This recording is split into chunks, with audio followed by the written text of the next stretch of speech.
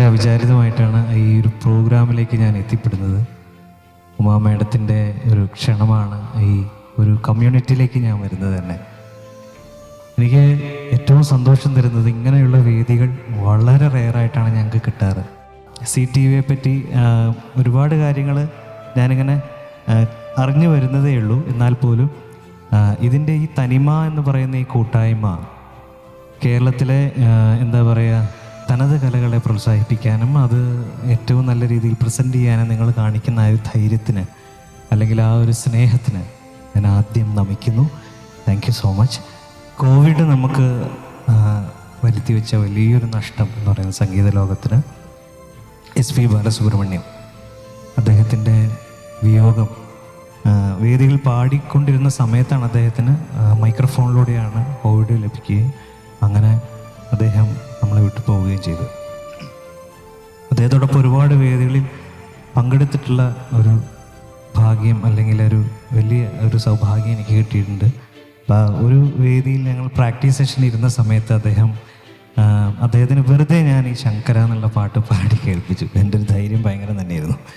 അത് പാടി കേൾപ്പിച്ചപ്പോൾ അദ്ദേഹം പറഞ്ഞു, തെലുങ്ക് നമുക്ക് ഒട്ടും അറിയാത്തൊരു ഭാഷയാണ് തെലുങ്ക് അറിയാത്തത് കൊണ്ട് തന്നെ വിഡ്ഢിത്തരങ്ങൾ ഒരുപാട് ഞാൻ അതിൽ പാടി. അപ്പോൾ സാറ് എന്നെ ഇങ്ങനെ വളരെ വാത്സല്യത്തോടെ അതെല്ലാം എൻ്റെ കവിളിൽ തട്ടിയിട്ട് ഇങ്ങനെ അതിങ്ങനെയല്ല, ഞാനത് കൃത്യമായിട്ട് പ്രൊനൗൺസ് ചെയ്ത് പറഞ്ഞു തരാം, എഴുതിയെടുത്തോളൂ എന്ന് പറഞ്ഞു. അപ്പോൾ ഞാൻ എന്നിട്ടത് എൻ്റെ മാനുസ്ക്രിപ്റ്റ് പേപ്പറിൽ ഞാനത് അതേപോലെ വെട്ടി എഴുതി വെച്ചിരിക്കുകയാണ്, ഓരോ വരികളും ഓരോ അക്ഷരങ്ങളും. അത് അദ്ദേഹം പറഞ്ഞു തന്നതാണ്. അപ്പം ഞാൻ ആ ഗാനം പാടി തുടങ്ങാമെന്ന് വിചാരിക്കുകയാണ്, ശങ്കര എന്ന പാട്ട്. ശങ്കര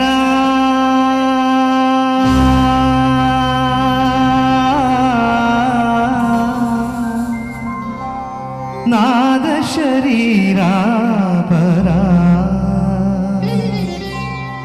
വേദവിഹാര